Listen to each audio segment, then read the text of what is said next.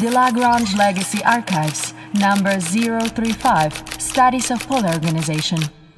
Lagrange network has cultivated multiple organizations, some of which were born in the currents of thoughts, some of which are naturally bounded by blood ties.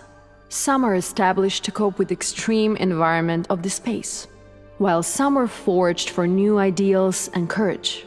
These organizations in the space have been sparkling, colliding, and encouraging each other, constantly breathing new energies to drive the evolution of the organizational ecology in return. Studies of polar organization and ideological effects, Sancta Familia Culture Press. In the early exploitation of solar system, administration, enterprises, and social institutions have been three main types of organizations existing in the Lagrange network for thousands of years. As the R&D of warp drive develops, human beings set their foot in the further tier of the solar system, while the information lag caused by long distance has been the major obstacle in organization management. To catch up with the wave of the solar system exploitation, various organizations hurried to develop their branches on different star orbits and allowed flexible policymaking.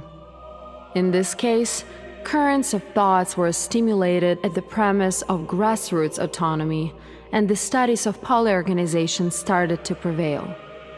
Several of small structures began to share the limelight, although they were not as stable as large organizational structures.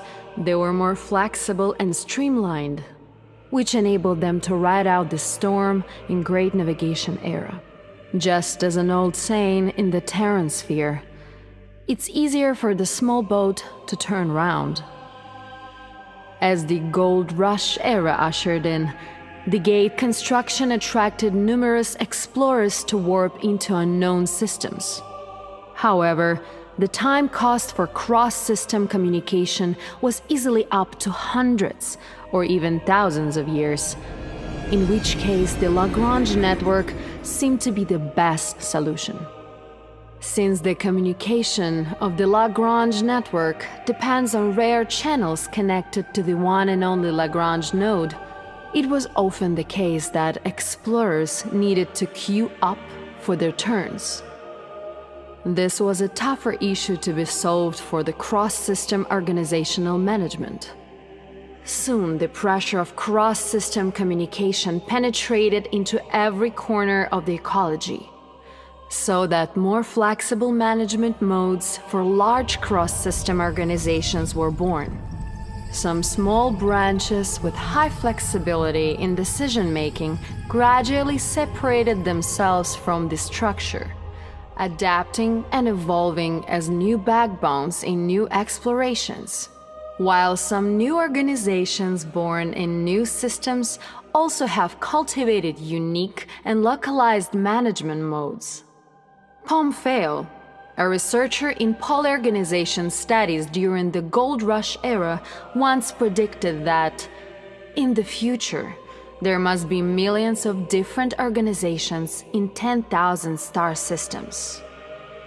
Although plenty of new management modes born in the Gold Rush era have already obsoleted due to low adaptability, there was still some vigorous ones survived the fluctuation and prevailed in the Milky Way. Clans are originated from small and medium family businesses, so they're small and streamlined but tight close.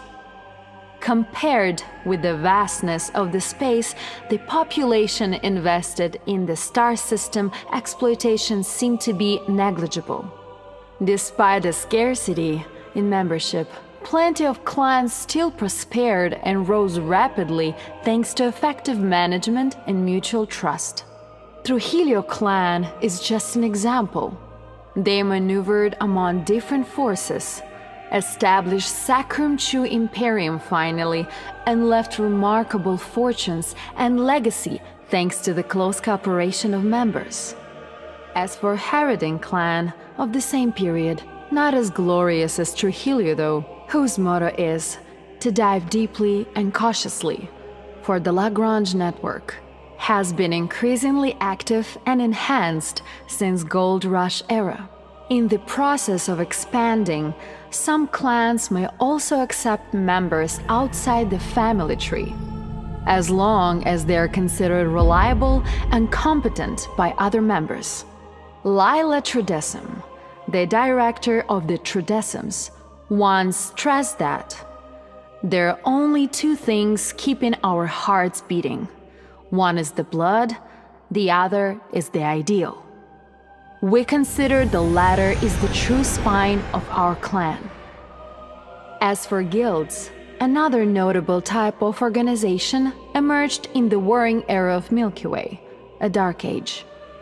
To cope with complex warring situations, many less armed forces tended to hire mercenaries to ensure the safety of industrial productions and trades. However, with the escalation of the war, conflicts between the forces were increasingly intense. Higher requirements and expectations were for mercenaries in battles too. So the earliest guild of mercenaries was born. Early guilds assembled multiple mercenary forces, implemented strict military management, centrally commanded operations of all members, and such management were also proved effective with constant victories. Germanicus Corps and Ares Corps, known as two supergalactic factions today, were both evolved from guilds and enhanced through fights. The two organizations have devoted all their efforts in battling since their births.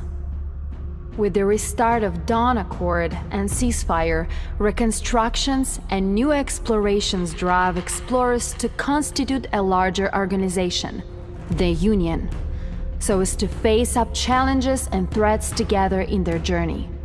Beneficial from large membership, unions can pool wisdom and efforts of different individuals for operations and constructions. Li Zaidao, the leader of the Pacificator Union, said that the secret of our success lies in wide cooperation and full use of personal strength. Simple as it may appear, managing a large organization and wisely utilize each one's advantage is never easy. Therefore, the Union is considered as one of the most rewarding but also demanding type of organization. The organization itself doesn't stay still. It may split from damages, while also rebuilds and evolves during self-healing. Commented by Kenan Kim, Chief the General Staff of Ares Corps, must be the best interpretation of the structural evolution.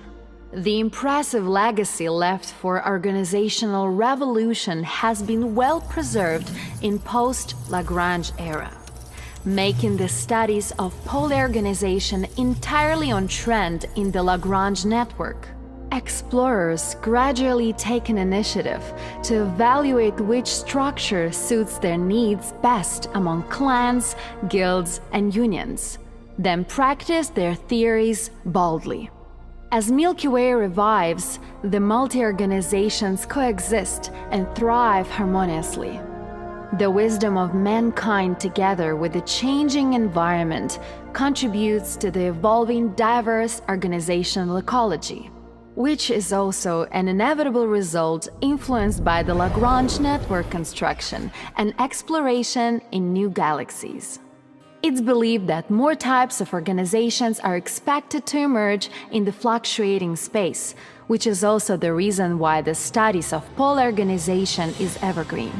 In the future, the studies of polyorganization are expecting more new blood and energy.